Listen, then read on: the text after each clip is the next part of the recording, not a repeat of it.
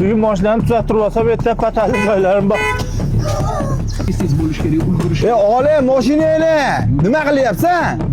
Ustaxonaga ketayotgandim. Tortib tashlab ber, boy. Sendan boshqa ishim yo'qmi? Ol chekkaga mashinani kech qolyapman. O'rgildan.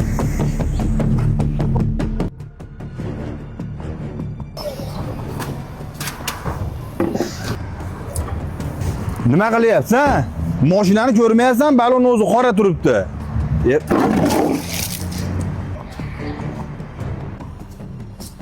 Tushunsan, nima u bolachaga qo'pol muomala qilyapsan? Bunaqalar ko'payib ketdi amaki, firibgarlar. Bu bechora bolani otasi o'tib ketgan onasini mana qilib tirikchilik qilib boqadi. Undan ko'ra 3-4 so'm pul qilib xabarab qo'yinglar uni. Amaki, bunaqalarda o'zi harakat qilmasa, boqimanda bo'lib qoladi katta bo'lsa. Kayfiyatim yo'q. Ishlar yaxshi yuryaptimi o'zi?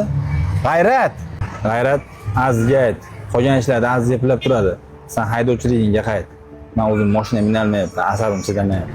To'g'ri aytasiz. Shaharda ham o'z mashina minishni bilmaydigan yoshlar ko'payib ketdi. To'g'ri.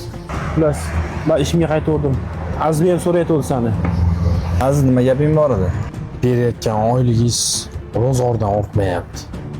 Uydagilarni mazasi yo'q, doriga ham pul yetkazolmayapti. Nima demoqchisan? Oyligimni ozgina oshirib bermasangiz bo'lmaydi. Yetkiza olmayapman. Yoqmayotgan bo'lsa, san o'rningga odam tiqilib yotibdi. Shukr qilib ishingni qil. Gapni ko'paytirma.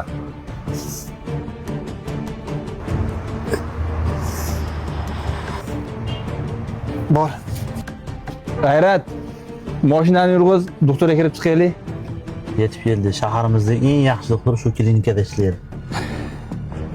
Analiz javoblariga qaraganda sizning miyangizda o'simta bor. Doktor, davolashda iloji yo'qmi? Bu kasal bilan bemorlar uzoq yashamaydi. O'simta oxirgi bosqichlarga yetgan, uzoq bilan bir necha hafta umringiz qolgan.